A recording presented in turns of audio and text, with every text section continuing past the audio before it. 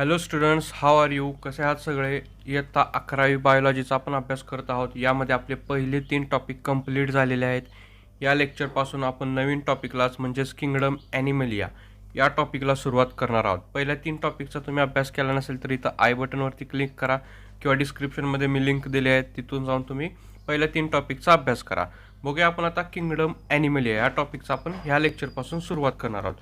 बघा, जे विद्यार्थी नवीन आहेत त्यांनी चॅनल सबस्क्राईब करा, व्हिडिओला लाईक करा, कमेंटमध्ये तुम्ही लगेच काय डाऊट असेल तर विचारा व व्हिडिओ हा शेअर करा. बघूया आपण आता किंगडम ॲनिमलिया. ॲनिमलिया म्हणजे काय असतं हे तुम्हाला 10वीमध्ये आपण शिकलेलो होतो की 6व्या टॉपिकमध्ये. ओके, प्राण्यांचे वर्गीकरण मराठीमध्ये हा टॉपिक होता किंगडम ॲनिमलिया. हा इंग्लिशमध्ये आपण तुम्ही त्याचा अभ्यास केला होता. ॲनिमल म्हणजे काय असतं तर इथं ह्या किंगडममध्ये जे काय आहेत ते हेट्रोट्रोप्स आहेत. पाठीमागच्या लेक्चरमध्ये आपण ॲटोट्रोपचा अभ्यास केला होता किंगडम प्लॅन्टीमध्ये. यामध्ये आपण अभ्यास करणार आहोत हेट्रोट्रोप्समध्ये. म्हणजे किंगडम ॲनिमलिया इज डॉमिनेटेड बाय हेट्रोट्रोप्स. आता ह्या टॉपिकमध्ये किंवा ह्या किंगडम ॲनिमलियामध्ये आपल्याला काय करायचं आहे तर क्लासिफिकेशनचा अभ्यास करायचा आहे. आता क्लासिफिकेशन म्हणजे काय बघा, क्लासिफिकेशनमध्ये काय होतं आपण त्या टॉपिकमध्ये आपण थोड्या प्रमाणात अभ्यास केला होता क्लासिफिकेशनचा. म्हणजे काय होणार आहे तिथं तर आपण काय करतोय तर ॲनिमल्सचं ग्रुप तयार करतोय. Formation of groups and sub groups of animals depending upon the similarities and dissimilarity. आता आपल्याला माहीत आहे की आपल्या प्लॅनेट अर्थवरती 7 मिलियनपेक्षा जास्त ॲनिमल्स आहेत. ओके, इतके भरपूर ॲनिमल आहेत. आता प्रत्येक ॲनिमलचा अभ्यास करणं आपल्याकडे पॉसिबल आहेत का तर नाही. मग आपण काय करणार आहे तर त्यांच्या सिमिलॅरिटीजवरून काय करतोय आपण त्यांच्या सिमिलॅरिटीवरून त्यांच्यामध्ये आपण काय करतोय ग्रुप करतोय. ओके, ह्याला म्हणतोय आपण ॲनिमल क्लासिफिकेशन. फॉर एक्झाम्पल बघा, आता वॉटरमध्ये म्हणजे ॲक्वॅटिक ॲनिमलचा एक ग्रुप केला आपण, त्यामध्ये सगळे फिश आले. त्यानंतर टेरेस्ट्रियल ॲनिमलचा एक ग्रुप केला, त्यामध्ये सर्व जमिनीवरती राहणारे ॲनिमल्स आलेत. असं काय करतोय आपण त्यांच्यामध्ये ग्रुप करतोय. त्याला काय म्हणतोय आपण क्लासिफिकेशन. लक्षात आलं? Animal classification is the grouping of organism according to their similarities and dissimilarities. ह्याला म्हणायचं ॲनिमल क्लासिफिकेशन. ह्या टॉपिकमध्ये आपण काय करणार आहे तर पूर्ण ह्या क्लासिफिकेशनचा अभ्यास करणार आहोत. आता ह्यासाठी म्हणजे ॲनिमल क्लासिफिकेशनसाठी पण काही क्रायटेरिया दिले आहेत, काही नियम दिलेले असतात की त्या नियमला फॉलो करून त्या क्रायटेरियाला फॉलो करून आपण काय करतोय ॲनिमलचं क्लासिफिकेशन करतोय. लक्षात आलं? According to the criteria of classification we use this type of the classification. बघा, हे काय आपल्याकडे काही क्रायटेरिया दिलेत. त्यामध्ये बघा काय काय दिले. ग्रेड्स ऑफ ऑर्गनायझेशन आहे, body cavity, segmentation, body symmetry आहेत, त्याचबरोबर जर्म लेअर आहेत. हे काही क्रायटेरिया आहेत आपण काय करणार आहे तर त्या ॲनिमलच्या क्लासिफिकेशनसाठी यूज करणार आहे. हे क्रायटेरिया कशावरून बनवले तर ॲनिमलच्या बॉडीचा अभ्यास करून. त्या ॲनिमलची बॉडी कोणत्या क्रायटेरियामध्ये बसते त्या क्रायटेरियावरून आपण काय करणार आहे त्यांचं क्लासिफिकेशन हे करणार आहे. लक्षात येते का? बघा, ॲनिमलच्या बॉडीचा विचार करून हे क्रायटेरिया बनवले गेले. बघा, एक एक्झाम्पलमध्ये आपण बघू डिटेलमध्ये.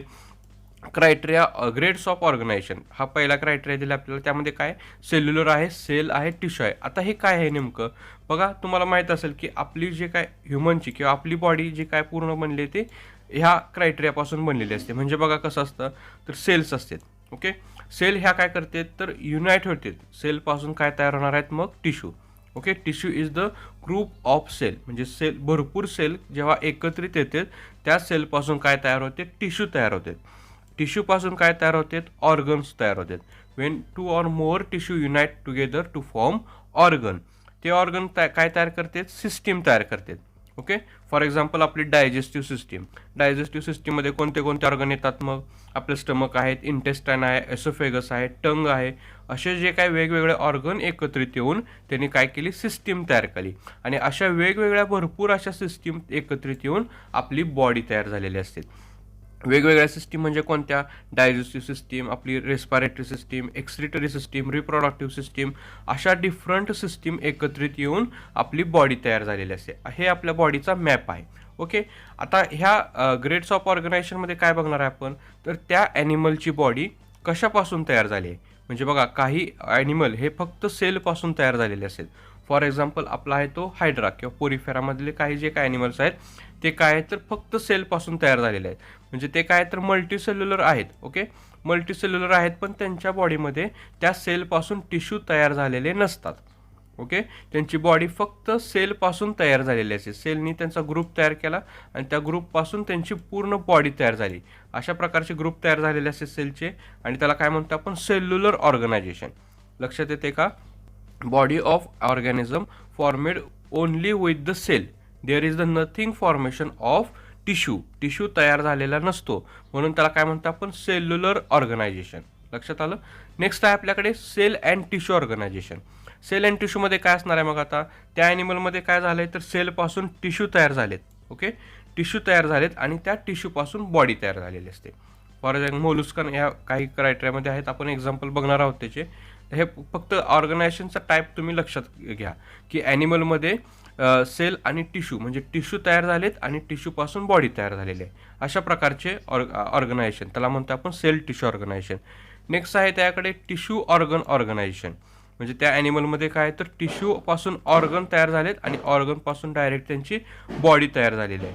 अशा प्रकारचं ऑर्गनायझेशन त्याला म्हणतो आपण टिश्यू ऑर्गन ऑर्गनायझेशन. काय असं आहे की ऑर्गन सिस्टीम ऑर्गनायझेशन आहे. ओके, म्हणजेच त्याला काय म्हणतो आपण, पूर्ण आपल्यामध्ये असल्यासारखं. म्हणजे आपल्यामध्ये काय आहे तर ऑर्गन सिस्टीम ऑर्गनायझेशन आहे. म्हणजे आपल्यामध्ये सिस्टीम तयार झालेत, सिस्टीमपासून बॉडी तयार झालेलं आहे.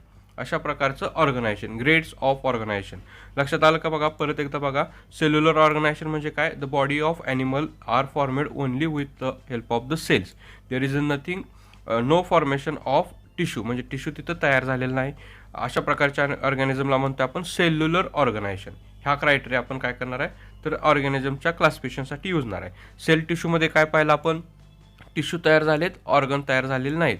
अशा प्रकारचं क्लासिफिकेशन, अशा प्रकारचे ऑर्गनायझेशन. त्यानंतर टिश्यू ऑर्गनमध्ये काय तर ऑर्गन तयार झालेले आहेत, त्यांच्यामध्ये सिस्टीम तयार झालेली नाही. हे झालं टिश्यू ऑर्गन ऑर्गनायझेशन. नेक्स्ट आहे आपल्याकडे क्रायटेरिया, तो आहे तो बॉडी कॅव्हिटी. आता ॲनिमलच्या बॉडीमध्ये कॅव्हिटी असते इनसाइड. म्हणजे आता एक एक्झाम्पल बघू आपण. हा एक ऑर्गॅनिझम बघितला आपण, काहीतरी ऑर्गॅनिझम आहे, ह्याच्या बॉडीमध्ये एक कॅव्हिटी तयार झालेली असते. आता कॅव्हिटी म्हणजे काय, स्पेस. ओके, आपल्या बॉडीमध्ये ही कॅव्हिटी आहे. म्हणजे आपलं स्टमक असतं, जेव्हा आपण जेवण केलं नसतं तिथं जो काय स्पेस तयार होतं तो स्पेस तुम्ही लक्षात घेऊ शकता, कॅव्हिटी. ती कॅव्हिटी. किंवा आपल्यामध्ये दोन ऑर्गनच्या मध्ये काही स्पेस असतो, आपलं हार्ट आणि स्टमक याच्यामध्ये काहीतरी थोडासा स्पेस असतो, त्याला काय म्हणतो आपण, कॅव्हिटी म्हणतोय. त्याला म्हणलं जातं दुसऱ्या लँग्वेज सिलोम.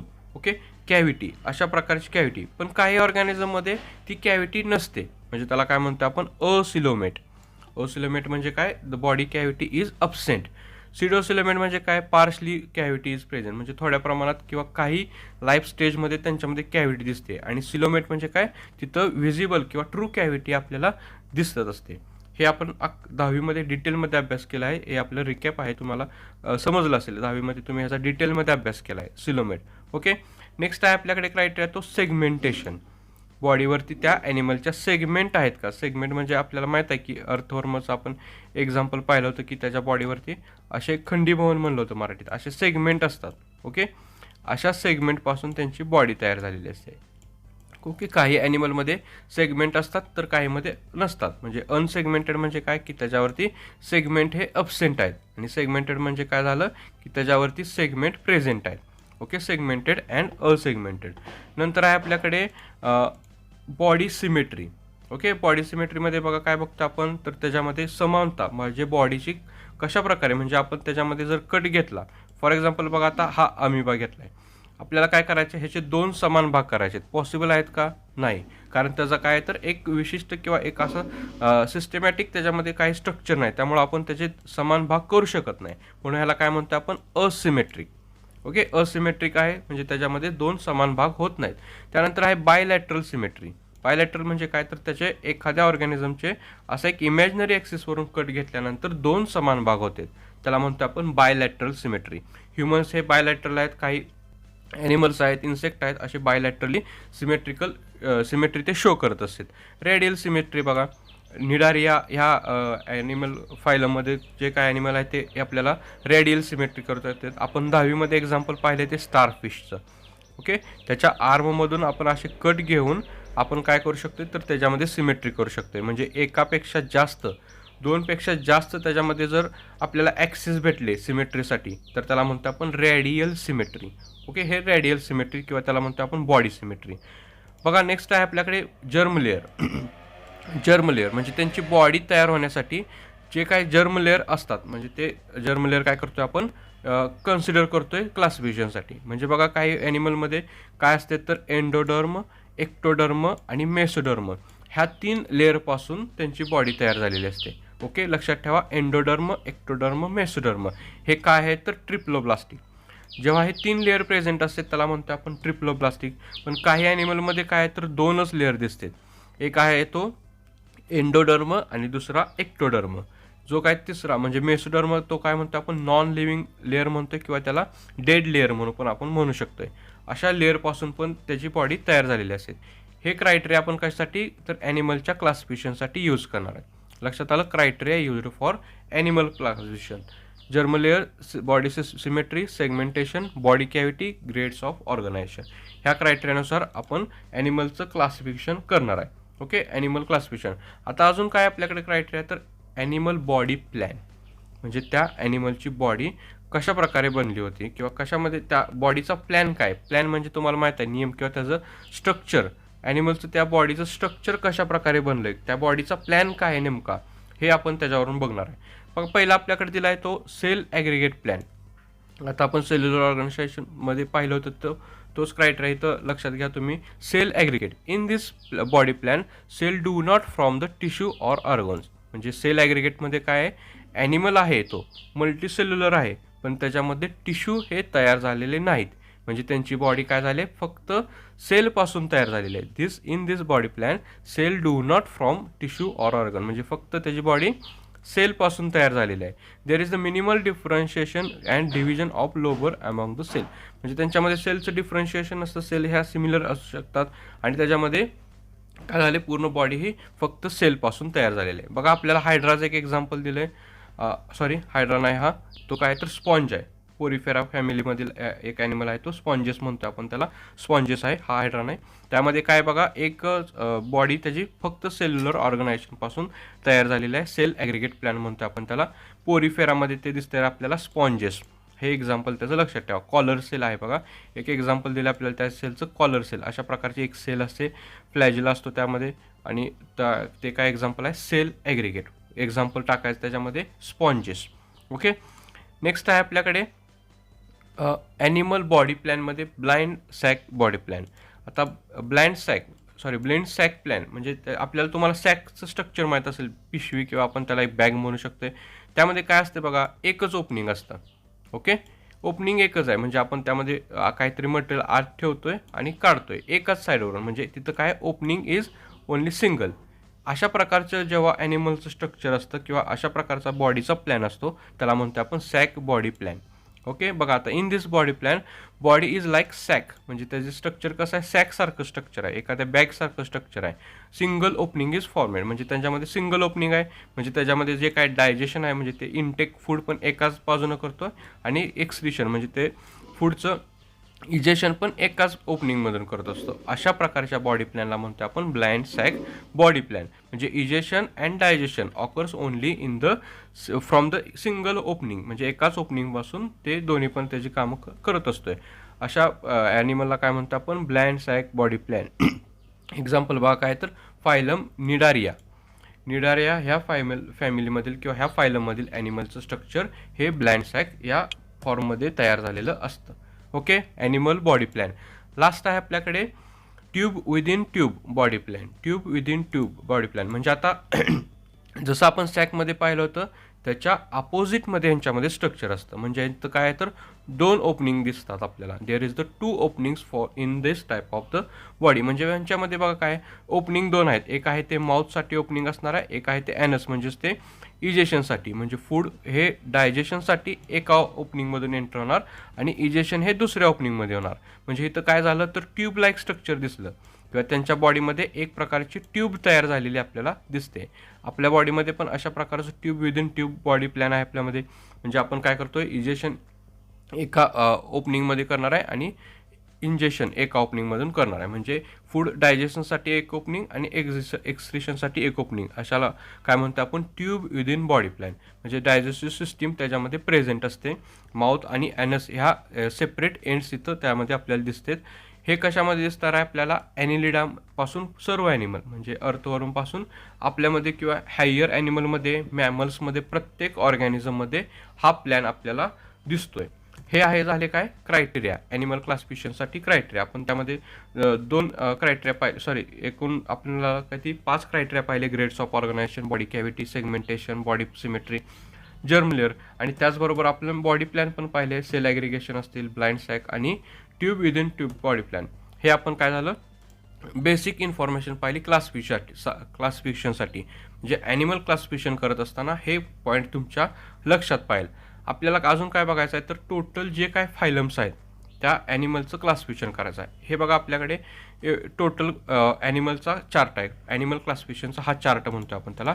यामध्ये बघा काय आहे तर किंगडम ॲनिमलिया हा एक मेन त्याचा ग्रुप झाला, किंगडम ॲनिमलिया. म्हणजे तिथं काय झाले ऑल ॲनिमल्स आर इन्क्लुडेड, म्हणजे जेवढे अर्थवरती ॲनिमल्स आहेत this all animals are put in this type of in this kingdom. Now this kingdom is classified into or divided into the 2 sub kingdoms. यांच्यामध्ये 2 सब किंगडम्स आहेत. एक आहे तो non chordate, okay, chordate, non chordate, अशा प्रकारचे 2 sub kingdom केलेत. Sub kingdom non chordates and sub kingdom chordate असे 2 आपल्याला सब किंगडमचा अभ्यास करायचा आहे. सब किंगडममध्ये बघा टोटल किती 10 फायलम दिलेत आपल्याकडे. ओके, सब किंगडम नॉन कॉर्डेटमध्ये 10 फायलम आपल्याला अभ्यास करायचा आहे. Non chordates are divided into the 10 phylums and chordates are divided into only 1 phylum, that is the phylum chordata. Okay, phylum chordata हा एकच फायलम आहे सब किंगडम कॉर्डेट्समध्ये. ओके, लक्षात येते बघा फायलम कॉर्डेटा. पण कॉर्डेटा हा काय केला आहे तर 3 सब फायलममध्ये डिवाइड केलेला आहे. सब फायलम कोणते कोणते तर आपल्याकडे युरोकॉर्डेटा, सेपॅलोकॉर्डेटा आणि व्हर्टिब्रेटा. आणि आपल्याला अजून काय अभ्यास करायचा आहे? व्हर्टिब्रेट्सचा अभ्यास करायचा आहे. व्हर्टिब्रेट्समध्ये 6 क्लासेस आहेत: सायक्लोस्टोमॅटा, Pisces, ॲम्फिबिया, reptiles, Aves and mammal. आपण आहे ते मॅमल्समध्ये आहोत. लक्षात आलं. आपण हे डिटेलमध्ये आपल्याला अभ्यास करायचा आहे, प्रत्येक फायलमचा आपल्याला अभ्यास करायचा आहे. कन्फ्युजन करून घेऊ नका, सोपा आहे. आपण प्रत्येकचा डिटेलमध्ये अभ्यास करणार आहे. हे बेसिकमध्ये मी तुम्हाला सांगतोय. ॲनिमल क्लासिफिकेशनचा हा चार्ट आहे, यामध्ये 2 सब किंगडम आहेत. तुम्ही हा चार्ट नोट डाऊन करून घ्या, लिहून घ्या. तुम्हाला डिटेलमध्ये याचा अभ्यास करायचा आहे. आपल्याला बघायचं आहे ती 2 सब किंगडम आहेत. 2 सब किंगडम म्हणजे कोणते? नॉन कॉर्डेट, म्हणजे ज्यांच्यामध्ये कॉर्डेट नाही किंवा त्यांच्यामध्ये नोटोकॉर्ड प्रेझेंट नाही. तुम्ही एक बेसिक लक्षात ठेवा की त्यांच्यामध्ये बोन्स नाहीत, अशा प्रकारचे नॉन कॉर्डेट. काहीमध्ये असू शकतात पण ह्यांच्यामध्ये काय नाहीत, पूर्णपणे नोटोकॉर्ड त्यांच्यामध्ये अब्सेंट आहे, त्यांच्यामध्ये कॉर्डेट अब्सेंट आहे. त्याला म्हणतो आपण नॉन कॉर्डेट. म्हणजे प्रोटोझोआ असतील, पोरिफेरा सारखे असतील, प्लॅटिहेल्मिंथिस सारखे किंवा काही इन्सेक्ट असतील, अशा प्रकारचे सगळे ॲनिमल कशात येणार आहे तर नॉन कॉर्डेट्समध्ये येणार आहेत. आणि कॉर्डेट म्हणजे काय की ज्याच्यामध्ये नोटोकॉर्ड प्रेझेंट आहेत, त्यांच्यामध्ये कॉर्डेट प्रेझेंट आहेत, अशा प्रकारचे ॲनिमल्स. हे काय झाले तर नॉन कॉर्डेट, कॉर्डेट. हे आहे बेसिक क्लासिफिकेशनचा चार्ट, ॲनिमल क्लासिफिकेशनचा. आपण नेक्स्ट लेक्चरपासून काय करूया तर प्रत्येक फायलमचा डिटेलमध्ये अभ्यास करूया. ओके, बघा तुम्हाला काही डाऊट असेल तर लगेच कमेंटमध्ये विचारा व चॅनल सबस्क्राईब करा. व्हिडिओ आवडला असेल तर नक्की लाईक करा, शेअर करा. ठीक आहे, थँक्यू.